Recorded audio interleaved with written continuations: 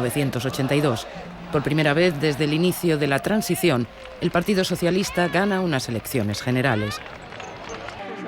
Una victoria que fue vista por muchos como la garantía de la consolidación de la democracia en España. De acuerdo con los datos que se han dado a conocer, está claro que el Partido Socialista Obrero Español ha obtenido el respaldo mayoritario del pueblo español en estas elecciones. El nuevo gobierno, liderado por Felipe González, tiene una importante herencia en materia antiterrorista. Tendrá que gestionar la política de reinserción derivada del acuerdo del anterior gobierno de UCD con los polimilis, que en septiembre habían anunciado el abandono de las armas y su autodisolución.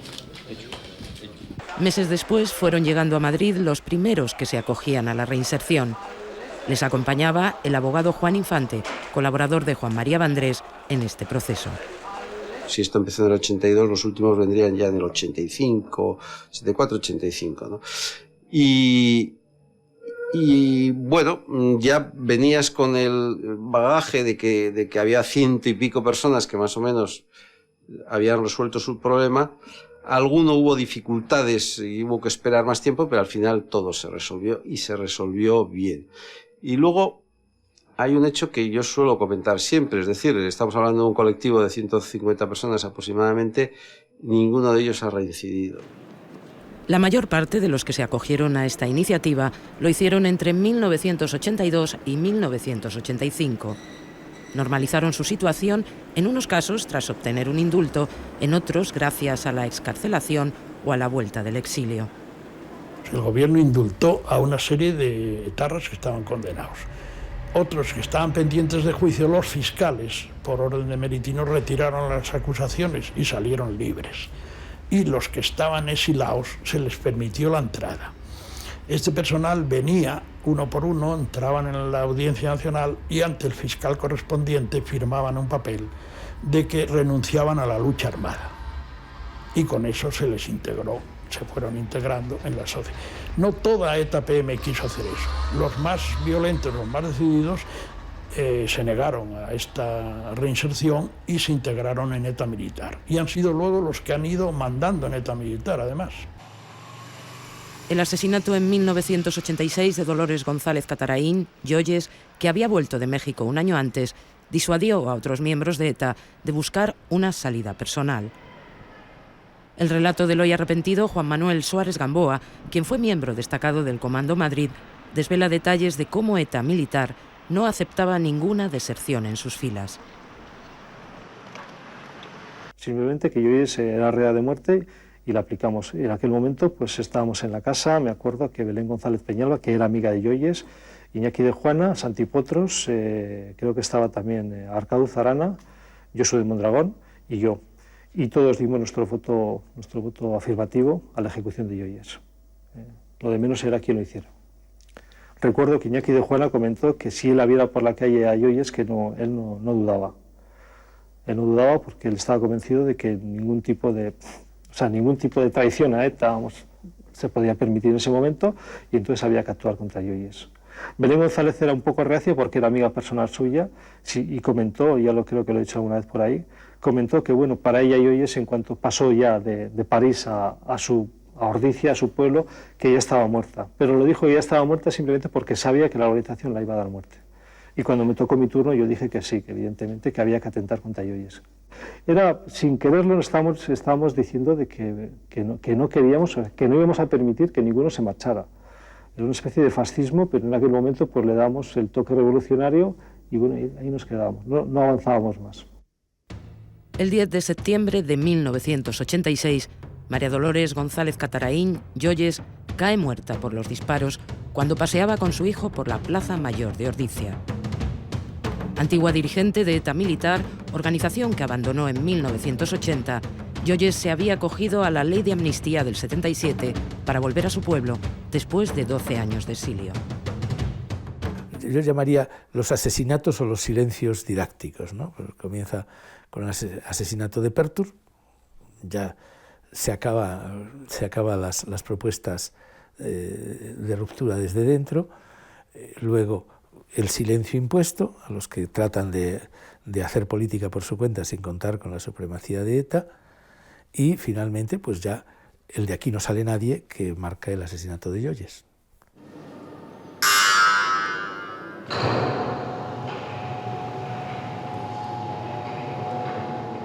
Lo militar significa jerarquía, significa obediencia, significa castigo en caso de desobediencia. Pues esto es elevado a la enésima potencia ETA militar. Es decir, son militares y por lo tanto fue brutal, ¿no?, con la argumentación que hizo ETA militar cuando asesinó a Joyes. Aquello de que un general no puede traicionar a su país o a su ejército, por lo tanto merece la muerte, ¿no? Es fascismo, obviamente, más que fascismo, es puro militarismo. Si alguien pensó que tras el triunfo de los socialistas en las elecciones la violencia de ETA podría terminar, volvió a equivocarse. El 4 de noviembre, ETA asesina en Madrid al general de división Víctor Lago Román. Era el jefe de la unidad más importante del ejército español, la división acorazada Brunete.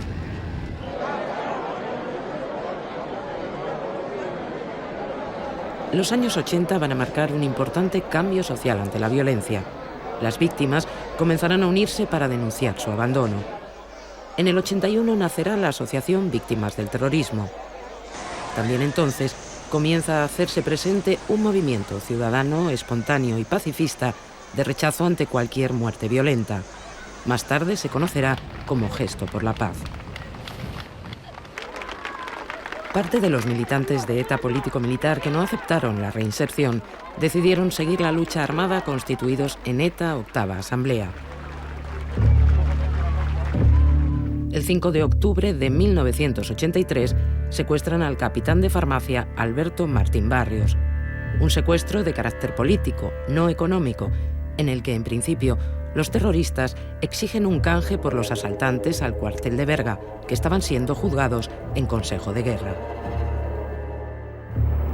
Durante los 14 días que el capitán Martín Barrios está en manos de ETA, el entonces gobernador civil de Vizcaya, Julián San Cristóbal, y varios altos cargos policiales en el País Vasco planifican el secuestro del dirigente etarra José María Larrechea en Hendaya. La operación, que cuenta con el consentimiento del ministro del Interior, José Barrionuevo, pretende recabar información sobre el paradero de Martín Barrios. Pero el plan falla cuando la policía francesa detiene a los 4 policías españoles encargados del secuestro de Larrechea. El día 19 de octubre, el cadáver del capitán Martín Barrios aparece con un tiro en la nuca. 2 meses después se planea un nuevo secuestro, esta vez a cargo de mercenarios franceses a las órdenes del policía José Amedo. El objetivo es el etarra Miquel Lujúa, pero el plan vuelve a fallar. El 4 de diciembre de 1983, Segundo Marey, un viajante de Hendaya, es secuestrado por error. Cuando se dan cuenta, se decide mantener el secuestro y presionar así a las autoridades galas para que liberen a los policías españoles detenidos. Marey es liberado 10 días después. En su bolsillo lleva un comunicado donde por primera vez los GAL utilizan sus siglas para reivindicar una acción. 15 años después, la sentencia del caso Marey condenará a altos cargos de Interior y de la policía por estos hechos. Pero la guerra sucia contra ETA tuvo más puntos calientes en ese año. En octubre, los miembros de ETA José Ignacio Zavala y José Antonio Lasa desaparecían de su refugio en Bayona. Al día siguiente o esa misma noche, no lo sé, cuando nos enteramos fuimos a Francia a ver qué pasaba. Bueno, al no tener ningún dato fuimos a la subprefectura, creo que es de la policía de allá, a poner una denuncia. Pero bueno, allí no daban, o no sé si se fue también a donde Setién, fuimos también a donde Garaycochea, que era entonces el presidente del gobierno vasco. Recurrimos a gente, ¿no?, para ver si conseguíamos algo, pero nadie sabía nada y ahí no se movía nada. Bueno, al poco rato también la gente se dejó de interesar, ¿no? ¿Vale? Eran 2 desaparecidos. Nosotros, en casa ya nos habíamos hecho la idea de que eso era cosa de la policía, policía, pero al menos del Estado español, ¿no? Habría que esperar 12 años para que sus cuerpos fueran identificados después de pasar una década en el depósito del cementerio de Alicante.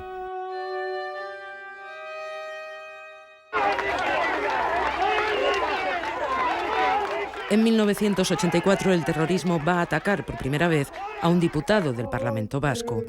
A solo 3 días de las elecciones autonómicas, el 23 de febrero, muere en atentado el socialista Enrique Casas, el número 1 de la lista por Guipúzcoa. Casas es asesinado en su propio domicilio por los Comandos Autónomos Anticapitalistas, un grupo terrorista cercano a ETA.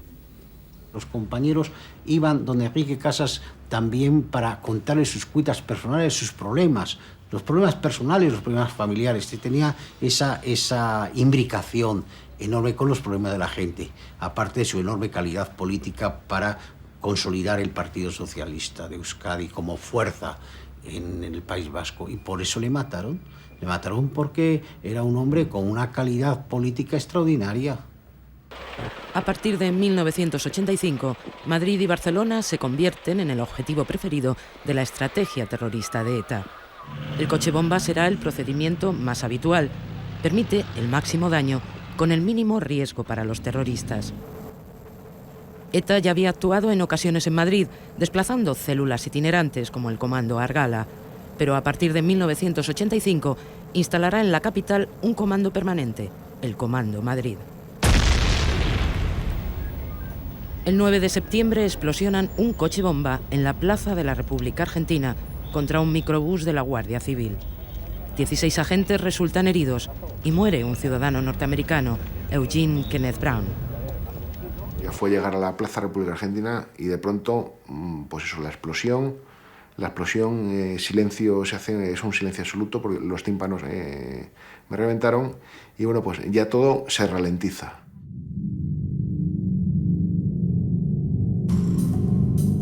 Un vacío, sobre todo un vacío inmenso, que luego, claro, luego lo analizas y por supuesto es la combustión del oxígeno por la explosión y se hace un vacío tremendo. El microbús se levantó. Lo primero que piensas es salir de esa bola de fuego que hay y en un momento determinado pues, ve una figura junto a la puerta de delante del microbús que me pareció estar a las puertas del infierno y me pareció que veía a Pedro Botero con su tridente y todo, pues dándome paso, ¿no? Y quien era realmente era un compañero mío, Luis Corchado, que iba justo en la parte de adelante y la onda expansiva pues le había hecho arder el uniforme y estaba ardiendo. Cuando los guardias civiles salen del vehículo en llamas, los miembros del Comando Madrid les ametrallan. Me caí y era consciente de que nos habían dado, que habíamos sufrido un atentado. Tras, de verdad, tocarme las piernas y los antebrazos a ver si estaba completo, pues decidí empezar a incorporarme porque se oían muchísimos gritos, incluso ya empezaron a haber disparos. Mi compañero decía dispara y yo tenía en la cabeza a mi instructor, que yo acababa de salir de la academia hace dos meses y todavía escuchaba a mi instructor de tiro, si no lo tienes claro no puedes disparar. Y me quedé en ese impasse con el arma montado pero sin disparar porque no lo tenía claro. Entonces toda mi obsesión es decir, quiero dejar esto aparte, quiero quitarme el uniforme y no ser una diana andante. La peor pesadilla de Enrique González se hace realidad 7 meses después.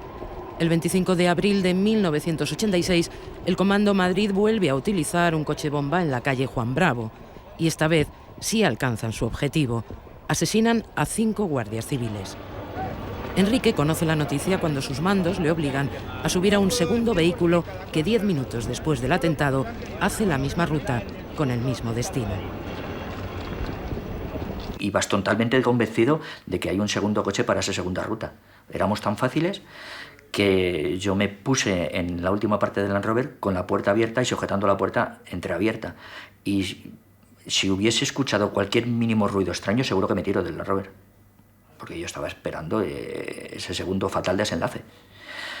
Y hasta que llegué a la embajada y pude descender del vehículo fue angustioso y tremendo ese segundo día. Conseguí salir de de la compañía esa que estaba tan en el punto de mira de ETA, pero al año me obligan a subir al País Vasco. Entonces siguen minando tu moral, siguen minando, y tú sigues sin decir que tienes miedo a vestir de uniforme. Alfonso Sánchez también fue enviado al País Vasco poco tiempo después de recuperarse de sus lesiones. La sociedad vasca en aquellos años, o sea, te daba la espalda, absolutamente la espalda, desde todos los puntos de vista, desde la iglesia, en que ibas a misa y el cura te decía la homilía en vasco, te miraban todos, o sea, y era curioso que te sentabas en un banco y te hacían un círculo y estabas, cuando te querías dar cuenta, estabas solo y había 200 personas en la iglesia que estaban apelotonados y tú tenías un círculo de 10 metros solo. O sea, era una forma de señalarte. El Comando Madrid sigue actuando en la capital. El 14 de julio de 1986 provoca la masacre de la Plaza de la República Dominicana. ETA explosiona un coche bomba contra un convoy en el que viajan agentes muy jóvenes de la Escuela de Tráfico de la Guardia Civil. 12 de ellos mueren y 78 personas resultan heridas. Pero en esos años ETA va a estar cada vez más acosada a los dos lados de la frontera. La actitud de Francia empieza a cambiar. El país vecino deja de ser el santuario de otros tiempos. Francia va dando pasos muy poco a poco. A partir de cuando, en el periodo de la cohabitación francesa, con un presidente socialista, Mitterrand, y un jefe y un gobierno de centro-derecha, con los ministros de Interior, Charles Pasqua y Pandró, la colaboración francesa se intensifica. Es a partir del 85, del 86, cuando empiezan a hacerse redadas importantes con cientos de detenidos, cuando se producen ya las entregas sistemáticas de los detenidos a España. Es decir, la ayuda francesa ha sido un proceso que ha ido incrementándose paulatinamente, pero que ha tardado mucho tiempo. El 5 de noviembre de 1986, la cooperación hispano-francesa obtiene su primer éxito espectacular. ETA quería derribar al rey en sus viajes a Rentería, vamos al aeropuerto de Fuenterrabía, con unos cañones tierra-aire, unos proyectiles, unos misiles tierra-aire. Entonces, ¿dónde iban a comprar esos misiles tierra-aire? Tuvimos información y tuvimos un agente que fue el famoso Paesa. Y a través de Paesa compramos los misiles para ETA para derribar al rey. Claro, naturalmente se manipularon, se le quitó la carga explosiva, se metió un transmisor dentro de cada misil, eran dos, se trajeron a través de Portugal con una furgoneta conducida por guardias civiles de paisano. En fin, fue muy complicado todo, pero conseguimos traerlo en una furgoneta, se dejó en San Sebastián la furgoneta, con los misiles dentro, el día siguiente se la habían llevado y ya fuimos siguiendo la escucha. Los chips ocultos en los misiles comprados por ETA llevan a la Guardia Civil hasta una fábrica de muebles en Hendaya, la cooperativa Socoa. Se entró en la fábrica Socoa y no se encontró nada en los registros primeros, pero hubo un sargento de la Guardia Civil que dijo que él oía detrás de un tabique. Efectivamente se tiró al tabique y se encontró el depósito de armamento, estaban los misiles, tuvo toda la documentación que se encontró y de esa documentación y eso se estuvo viviendo casi un año. Era el centro donde se reunía la documentación financiera de ETA y la documentación relativa a los ingresos por la extorsión, la documentación relativa a los gastos, a la distribución del dinero. Socoa aporta información muy útil sobre los movimientos, sobre el movimiento del dinero en ETA, sobre los fondos de que dispone la organización terrorista, sobre cómo se reparten y luego también lo que proporciona es información sobre la estructura directiva de ETA. Siguiendo las pistas del dinero se llega a recomponer un poco cuál es el organigrama de la organización terrorista. Los papeles de Socoa aportan la pista clave que conduce a la policía española a uno de sus éxitos más importantes: la detención, en enero de 1987, del Comando Madrid al completo, después de 5 años de búsqueda infructuosa.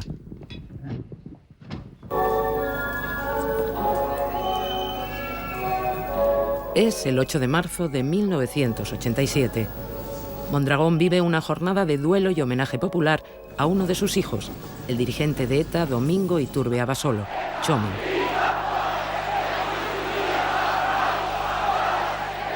Txomin es el primer jefe de ETA en la democracia. Con un liderazgo absoluto, cuenta con el respeto de todos dentro de la organización. Detenido y deportado por las autoridades francesas, es el interlocutor de ETA en los contactos que el gobierno español mantiene en Argel para encontrar una salida a la violencia. El 27 de febrero de 1987, Tchomín muere en circunstancias extrañas. Según la versión oficial de las autoridades argelinas, ha muerto en un accidente de circulación. Pero sus propios compañeros en Argel dicen que se ha caído del tejado de una casa en obras. Yo siempre he pensado que si Iturbe hubiera vivido, aunque estaba ya un poco fuera de la organización, es el único que he conocido con el prestigio suficiente como para imponer una línea de negociación. Pero curiosamente también Iturbe murió de un accidente. Y todos dicen que no, que fue un accidente. Y a mí me lo dicen, pero yo suelo decir, ¿vio a alguien caer a Tchomín desde allí? No vi, nadie le vio. Curiosamente era el que impulsaba también la negociación. Y aquello de Argel, que surgió a raíz del intento de Iturbe, ya muerto Tchomín, también fue dinamitado desde dentro de ETA, evidentemente. La muerte de Tchomín en Argelia deja a ETA sin representación cualificada en los contactos con el gobierno. En esta situación de bloqueo se produce la masacre de Hipercor. El 19 de junio de 1987, un coche bomba mata a 21 personas, todas civiles, en el hipermercado de Barcelona. Es un antes y un después, o sea, nos partió la vida totalmente. Y sé que en aquel momento estaba tocando la canción del Mediterráneo de Serrat. Y a media canción había un neón de unas copas de colores en la pared de la carnicería que hicieron crash. Y luego enseguida hizo un boom y salió una bola de fuego. Se acabó, salió un hedor tremendo de aquel agujero y bueno, y aquello que empiezas a correr. Ves la gente que está encendida y lo que quieres es salir. Yo decía, mi hijo, mi hijo, mi hijo, mi hijo, mi hijo, mi hijo, y mi marido, venga, tira, venga, venga, venga. Y la gente gritando, la gente... es que volaba, la gente volaba. Yo veía a los hombres que saltaban de un sitio, no, hombres o mujeres, que saltaban, pero así. Y esas imágenes no se me van. ETA colocó en el coche bomba 27 kilos de amonal, 200 de líquidos incendiarios, pegamento y escamas de jabón que se adhirieron a los cuerpos de las víctimas, convertidas en teas humanas sin que pudieran apagarlos. Una de ellas estaba al lado de Rosa y su marido. Le agarraba de aquí y se le quedaba la piel. Yo le decía, venga, vámonos, vámonos. Y la piel quemada se nos quedaba en las manos, tanto a mi marido como a mí. Y es que yo no podía... Era como... una cosa como... no sé cómo decirte. Como un hilo. Y, bueno, es que no.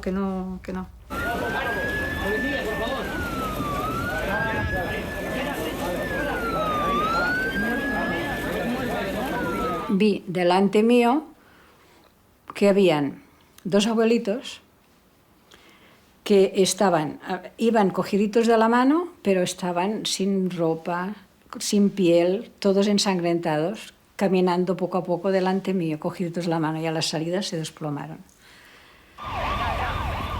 El Comando Barcelona de ETA hizo 3 llamadas telefónicas avisando de que la bomba explotaría entre las 3:30 y las 4 menos 20. La policía no encontró el artefacto y el hipermercado no se desalojó. 3 meses después, el 30 de septiembre de 1987, la policía francesa detiene a Santiago Arrospi de Sarasola, Santi Potros, el cerebro de la campaña de atentados que culmina con la masacre de Hipercor. Santi Potros es sorprendido con abundante información que permite desarticular parte de la estructura operativa de la banda en España.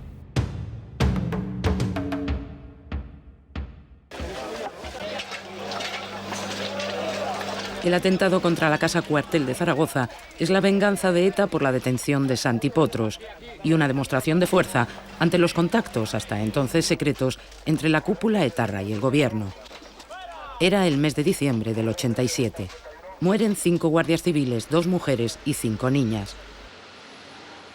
Los atentados indiscriminados de ETA en esos meses provocan un clima de crispación política y social sin precedentes. Se hace necesario un acuerdo de todos los partidos demócratas para buscar una salida.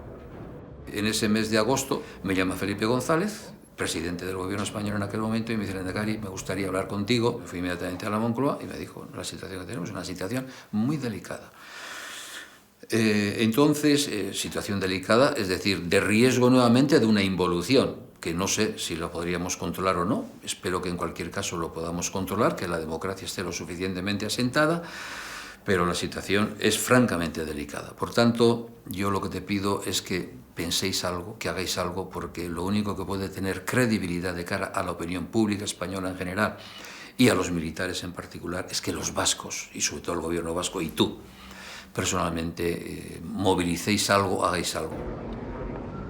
El 12 de enero de 1988, todas las fuerzas políticas representadas en el Parlamento Vasco, con la única excepción de Herri Batasuna, firman el histórico Pacto de Ajuria Enea. El compromiso unánime de las fuerzas democráticas pretende aislar políticamente a ETA.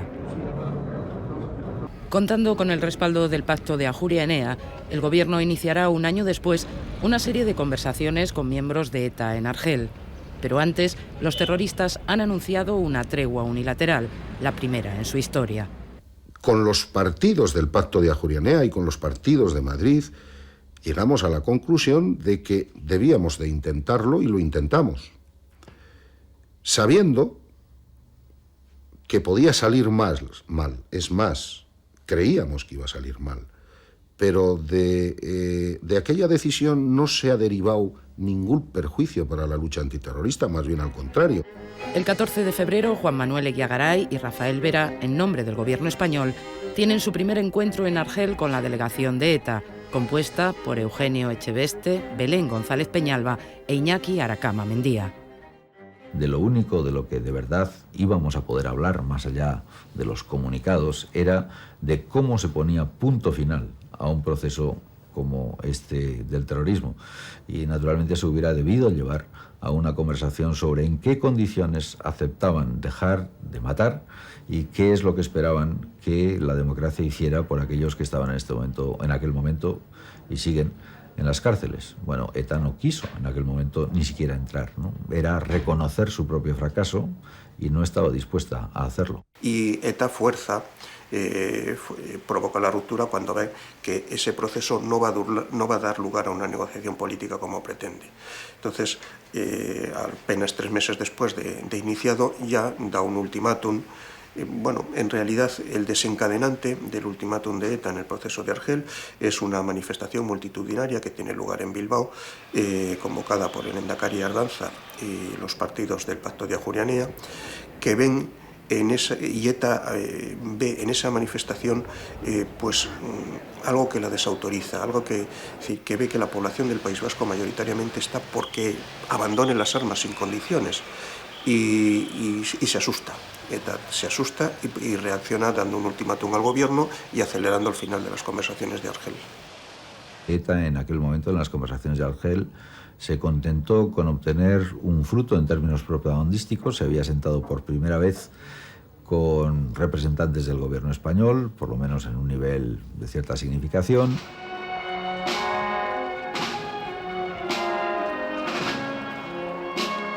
El 4 de abril, ETA da por rota la negociación y anuncia la vuelta a la lucha armada. Carmen Tagle tenía 43 años y en la actualidad trabajaba... El asesinato de la fiscal de la Audiencia Nacional, Carmen Tagle, es un golpe directo al cuerpo de jueces y fiscales. Tagle dirigía la mayor parte de los sumarios de la banda. Le disparan a bocajarro a la entrada del garaje de su domicilio, aún en el coche, poco tiempo después de salir de su despacho. En octubre del 89, un mes después de su muerte, empezó en la Audiencia Nacional el juicio contra los autores del atentado en la Plaza de la República Dominicana de Madrid. El escrito de las conclusiones lo había elaborado Carmen Tagle.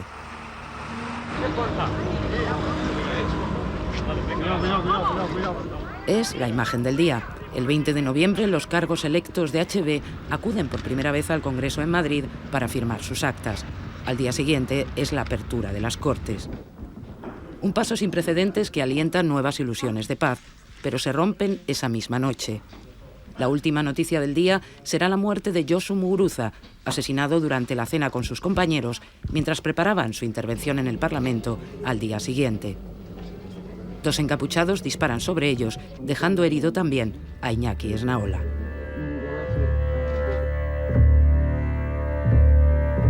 Francisco Múgica Garmendia, alias Paquito, es ahora el número 1 de ETA.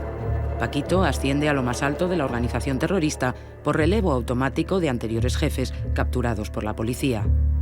Al frente del colectivo Artapalo, el nombre de su caserío familiar, Paquito capitanea la época más sangrienta de ETA. Cuando estábamos en una entrevista, por ejemplo, una reunión con Chiquiardi, no podíamos argumentar absolutamente nada, era simplemente el ordeno y mando. Y yo le veía el miedo, porque había gente que argumentaba bien delante de Chiquiardi y él no tenía tanta capacidad política y automáticamente cortaba por lo sano, que es lo que le pasaba a Paquito Múgica Garmendia. Yo suelo decir que en ETA hay que vivir enseñando los dientes constantemente. Y el día que no enseñan los dientes, automáticamente ese día te pisan el terreno. Y sí, pero es por el miedo a perder, simplemente por el miedo a perder categoría dentro de la jerarquía de ETA. Francisco Múgica Garmendia era el destinatario del informe que los miembros del Comando Barcelona estaban escribiendo cuando la policía irrumpió en este chalet de Lliçà d'Amunt el 30 de mayo de 1991. 2 de los terroristas murieron en el enfrentamiento. En la carta, inacabada, los terroristas detallaban el atentado cometido el día anterior. Un coche bomba teledirigido que introdujeron e hicieron explotar en el patio de la casa cuartel de Vic, donde jugaban varios niños.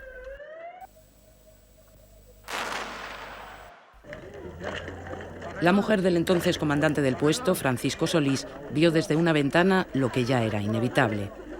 Sí, ella vio que él vio una cosa rara y ella empezó a gritar a los niños para que se quitaran, porque el coche se fue a parar contra el pabellón de enfrente. Si aquello hubiera tenido consistencia, pero aquello eran ladrillos sobre arena y arena sobre ladrillo, aquello se vino para abajo. Bajo los escombros quedaron decenas de heridos. Murieron 9 personas, 4 adultos y 5 niños. La más pequeña, María Pilar Quesada, iba a hacer la comunión. Tenía 8 años. Ya teníamos la invitación de para allá a la comunión de la niña.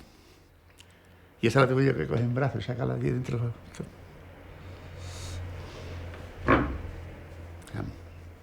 Aún la veo. Un voluntario anónimo, a quien Francisco busca todavía, sacó a su hija mayor de aquel infierno. O sea, yo soy guardia civil y estoy para que me maten o algo habré hecho.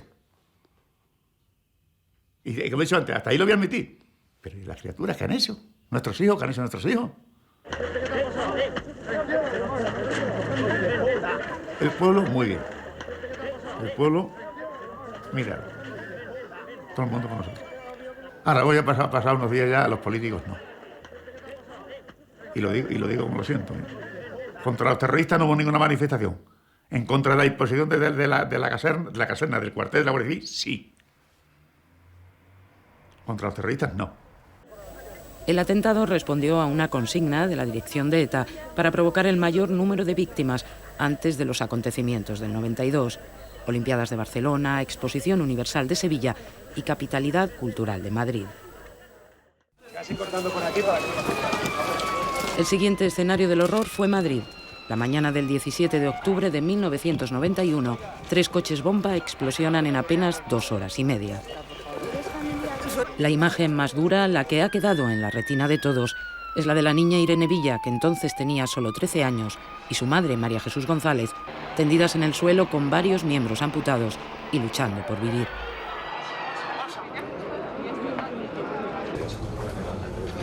También ese año, el 20 de septiembre de 1991, la Audiencia Nacional dictó una importante sentencia sobre la guerra sucia. Condenó a los policías José Amedo y Michel Domínguez a 108 años de cárcel cada uno como inductores de los atentados contra los bares Bachoqui en Bayona y Consolación de San Juan de Luz, realizados por mercenarios de los GAL. 6 personas resultaron heridas. Pero más allá de estas condenas, la sentencia resultó polémica porque consideró que los GAL no eran una organización terrorista ni constituían un grupo paralelo de poder inserto en los aparatos del Estado. No se advierte que los procesados pretendieran alcanzar mediante la actividad desplegada ningún propósito de destruir el orden democrático, sino más bien a defender la estabilidad del sistema, aunque por métodos jurídicamente repudiables.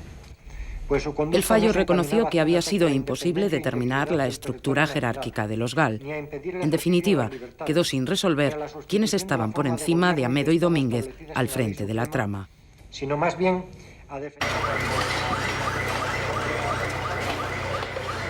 ETA quiso convertir el 92 en el año de la mayor ofensiva de su historia.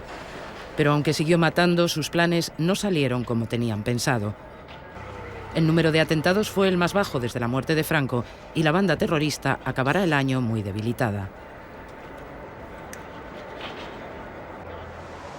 La difusión de estas imágenes en el mes de febrero dejó al descubierto el funcionamiento de la red de extorsión de ETA. Dos hombres, identificados como militantes de la organización, discuten en plena calle con un industrial. Le exigen el impuesto revolucionario.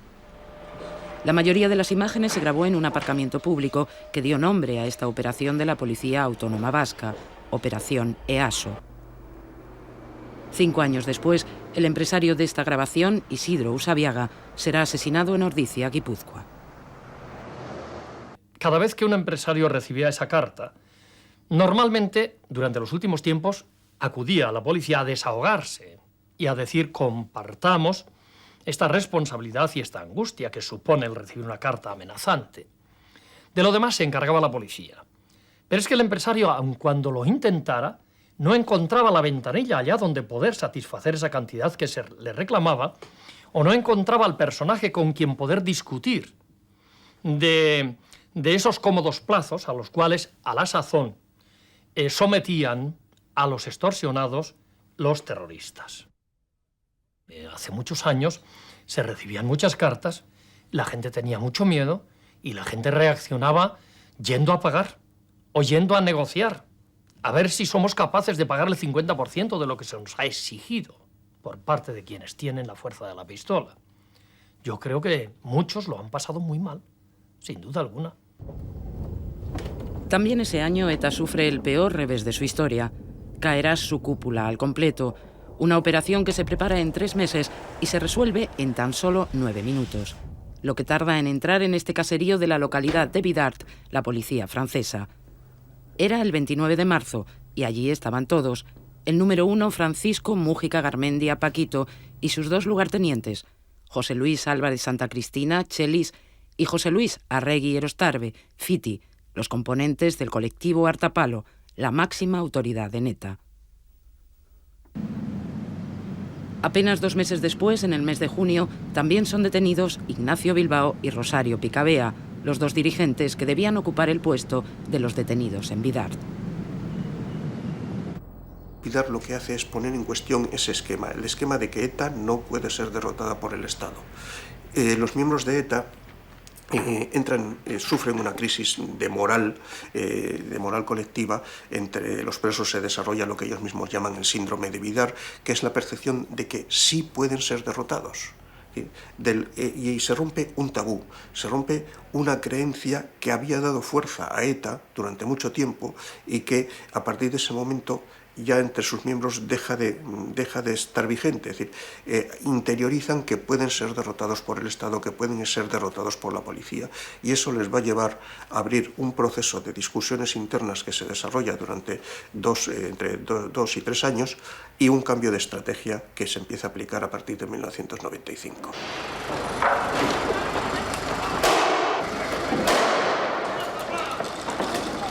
Tras la crisis de Bidart y con sus dirigentes en prisión, ETA necesita mantener encendida la llama de la violencia. A partir de ahora, cobrarán protagonismo los jóvenes de Jarray y su violencia callejera radical e intolerante.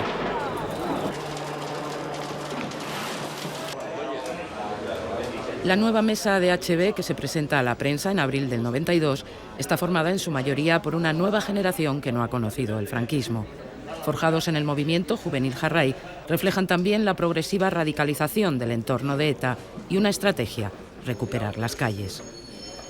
En el seno de ETA se elabora una estrategia nueva que se acuerda en el 94 y que se empieza a plasmar, a materializar en el 95, que consiste, primero, en declarar objetivos de las acciones terroristas a los representantes políticos de los dos grandes partidos nacionales, del Partido Popular, que entonces en el gobierno, y del Partido Socialista. Y en segundo lugar, a la estrategia de lo que ellos van a llamar socialización del sufrimiento, que consiste en provocar que a toda la sociedad, en impedir que el conjunto de los ciudadanos viva al margen, el hacerles saber a los ciudadanos mediante el acoso, mediante actuaciones violentas contra el transporte, mediante la agresión a los que critican al terrorismo, a los miembros del Gesto por la Paz que van con el lazo azul, a los que participan en las concentraciones de protesta contra los atentados o contra los secuestros, en presionarles, en acosarles, en agredirles muchas veces. Es la estrategia que ellos llaman socialización del sufrimiento.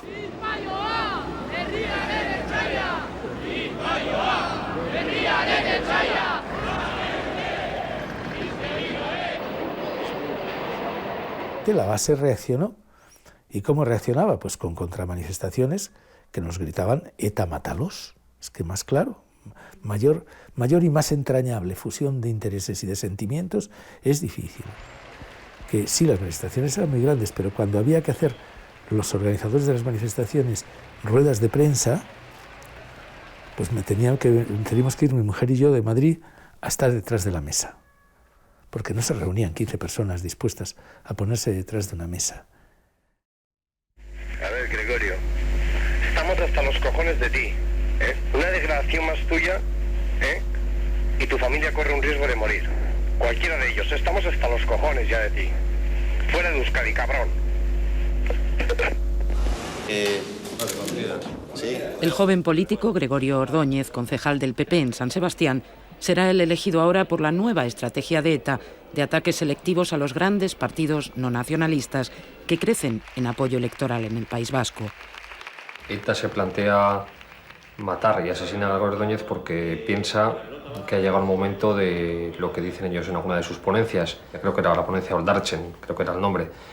Y venía a decir pues eso, que cuando uno de estos políticos se vea en el funeral de un compañero y lo vea en una caja de pino y sepa que le puede pasar a él, probablemente actuará de otra manera.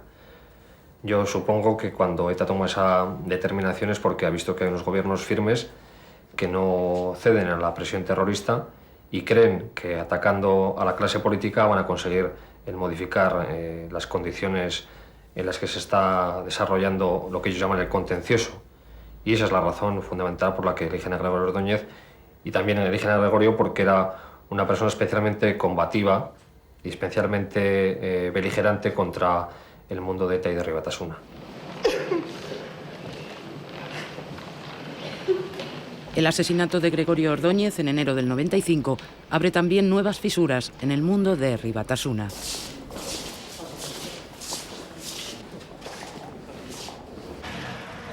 Era electo, había sido elegido por unos votos de este pueblo, nos gustasen o no, era el juego democrático.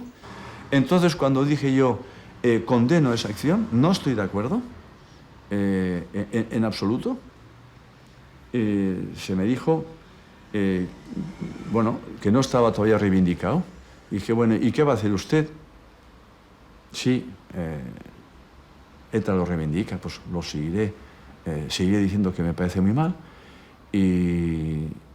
Y si, segundo punto, HB no se desmarca de esta acción, en tanto que HB, de esta acción de ETA, entonces yo públicamente dejo de militar en las filas de HB. Y fue esa la razón por la que yo me aparté en ese momento del mundo que es mío.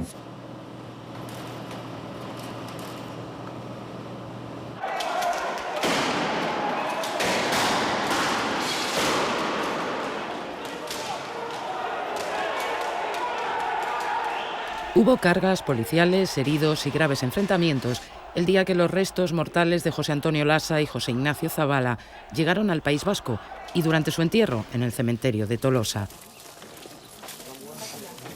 Era el 21 de junio de 1995.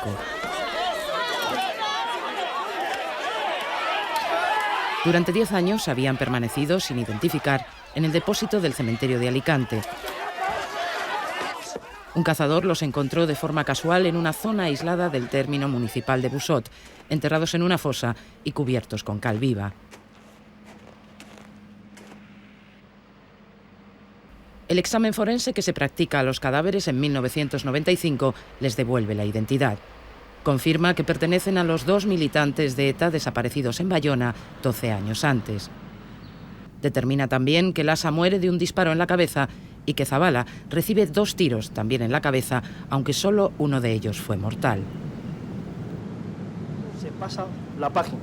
Una de las páginas más negras de nuestra historia reciente. Este giro inesperado conduce a la reapertura del caso para despejar, entre otras incógnitas, quién o quiénes estaban detrás de este oscuro episodio de la guerra sucia contra ETA. ¿Quién nos ha visto formar una banda armada? ¿Quién nos ha visto torturar? ¿Quién nos ha visto matar? El tribunal no creyó en la inocencia del entonces general Enrique Rodríguez Galindo. En el año 2000, la Audiencia Nacional le condena a 71 años de cárcel como máximo responsable, junto al exgobernador civil de Guipúzcoa, Julen Elgorriaga, del secuestro y asesinato de Lasa y Zabala. La sentencia, sin embargo, descartó que pertenecieran a banda armada y, en consecuencia, que se tratara de terrorismo de Estado.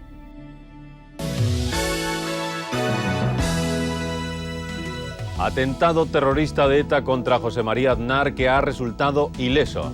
Una mujer de 73 años en estado crítico. Otras 5 personas siguen hospitalizadas, aunque sus heridas son leves. La explosión se ha producido exactamente a las 8:11 de la mañana.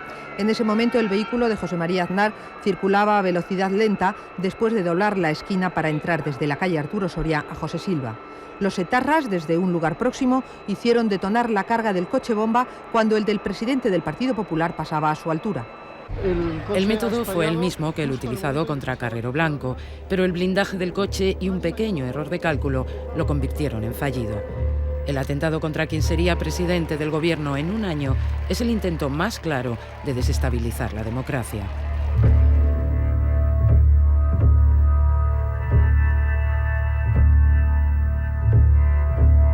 Meses más tarde, en el mes de agosto, ETA apunta mucho más alto y planifica el asesinato del jefe del Estado, del rey don Juan Carlos, en Palma de Mallorca. La policía detiene a los terroristas 4 días antes de la fecha escogida para llevar a cabo su plan.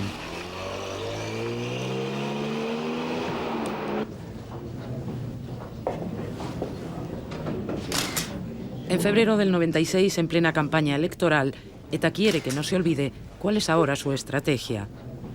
Esta vez eligen a Fernando Múgica Herzog, uno de los personajes más influyentes del socialismo vasco y hermano del exministro de Justicia. La realidad del nazismo es una realidad que escapa a toda la racionalidad, porque estos son euskonazis, son nazis, son gente poseída de un fanatismo que les lleva a la acción criminal, y usted sabe que para los nazis todos son enemigos. Son enemigos los socialistas, eran enemigos los comunistas, los socialistas, los liberales, los conservadores.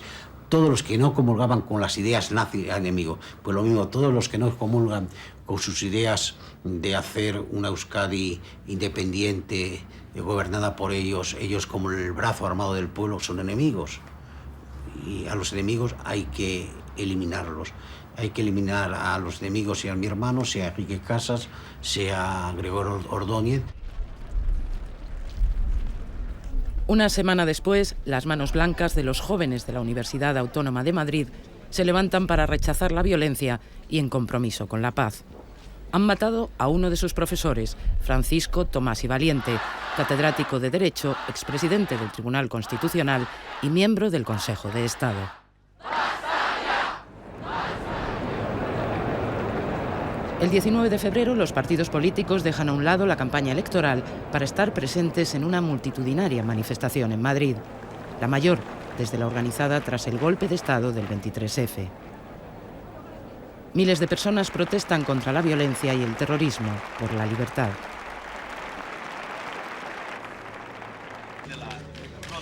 En estos meses, ETA ha llevado a cabo sus secuestros más largos y que más conmocionan. En el mes de abril, ETA libera al industrial guipuzcoano José María Aldaya, después de 341 días retenido. Se había negado a pagar el dinero de la extorsión. ¡Cosme! ¡Cosme! El 1 de julio del 97, después de 232 días de cautiverio, es el abogado Cosme del Cló quien puede abrazarse de nuevo a los suyos. ¡Cosme!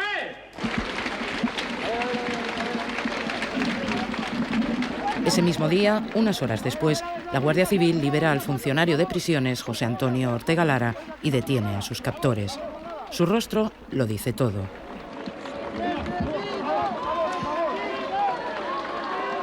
Su secuestro, el más largo de la historia de ETA, se convierte en el más dramático. La banda terrorista exigía para su liberación un cambio en la política penitenciaria, forzar el acercamiento de sus presos a cárceles vascas y acabar con la política de dispersión que se aplicaba desde el fracaso de las negociaciones de Argel.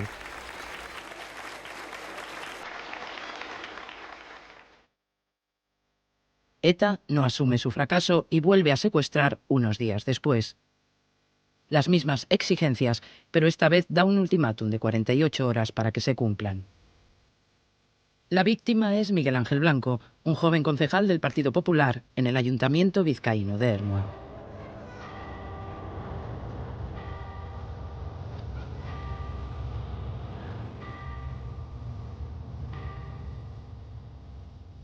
Fue un crimen a cámara lenta. Fue un crimen que duró 2 días. Porque es evidente que cuando ETA secuestró a Miguel Ángel Blanco, estaba ya condenado a muerte.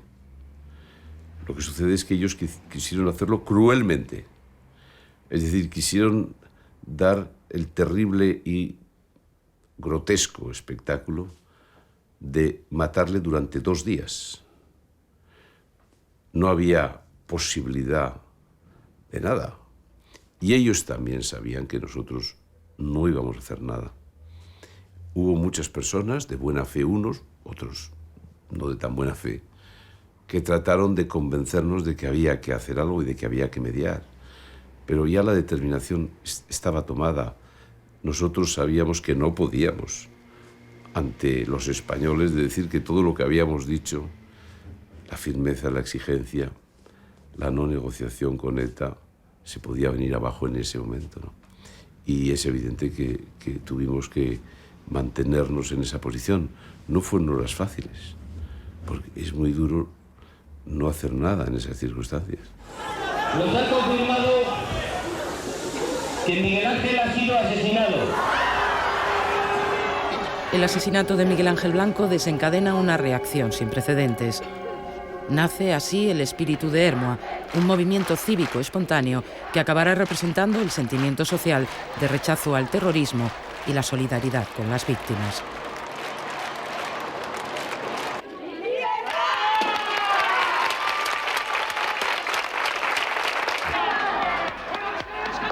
A finales del año 97, la encarcelación de la Mesa Nacional de HB es un duro golpe al entorno etarra. A primeros de diciembre, los 23 dirigentes de la coalición radical ingresan en prisión, condenados cada uno a 7 años de cárcel por colaboración con banda armada.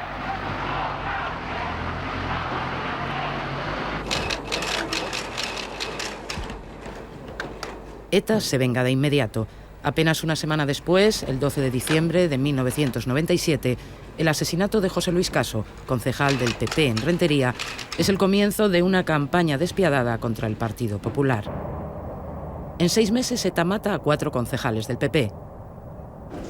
Y lleva también su particular cruzada fuera del País Vasco para asesinar el 30 de enero de 1998 al concejal de Hacienda del Ayuntamiento de Sevilla, Alberto Jiménez Becerril, y a su mujer, Ascensión García. El juicio sobre la primera acción reivindicada por los GAL, el secuestro de Segundo Marey, llega en 1998 al Tribunal Supremo. Marey se encuentra por primera vez con sus presuntos secuestradores y relata al tribunal el infierno vivido durante 10 días de cautiverio. Yo estaba convencido desde un principio que me iban a ejecutar. Y les preguntaba a veces, pero ¿cuándo vas a matarme? Porque a veces deseaba, señor. Deseaba. Y no contestaba. El 29 de julio se hace pública la sentencia. El fallo es determinante porque puede llevar a la cárcel a la cúpula socialista del Ministerio del Interior en las fechas en las que se produjo el secuestro. Condenamos al excelentísimo señor don José Barrionuevo Peña, a don José Vera Fernández Huidobro y a don Julián San Cristóbal Iguarán como autores de 2 delitos, uno de malversación de caudales públicos y otro de secuestro. El acto ha terminado. Según la sentencia, José Barrionuevo y su entonces secretario de Estado de Seguridad, Rafael Vera, autorizaron y dieron el dinero necesario para pagar a los mercenarios que secuestraron en 1983 a Segundo Marey. Fueron los únicos de los 12 condenados que defendieron su inocencia, pero ni su testimonio ni el voto discrepante de 4 magistrados evitaron que recayera sobre ellos y sobre el entonces gobernador civil de Vizcaya, Julián San Cristóbal, las penas más graves, 10 años de cárcel. Miles de simpatizantes y la dirección del Partido Socialista arroparon a Vera y Barrionuevo el día que ingresaron en la prisión de Guadalajara. Por primera vez en la historia de la democracia española, un ministro iba a la cárcel por un delito cometido en el ejercicio de su cargo. La justicia absolvió a todos los condenados del delito de colaboración o pertenencia a banda armada. En ese verano, ETA y su entorno están más débiles que nunca. El acoso policial desarticula los comandos Araba, Andalucía, el Vizcaya y parte del Donosti. En el frente judicial, el juez Garzón cierra el periódico Egin y su emisora de radio por supuestas conexiones criminales con ETA. La operación es continuación de las investigaciones previas que han descubierto a 170 empresas que sirven de tapadera financiera a los terroristas. El espíritu de Hermoa sigue presente en las calles y condena abiertamente la violencia de ETA.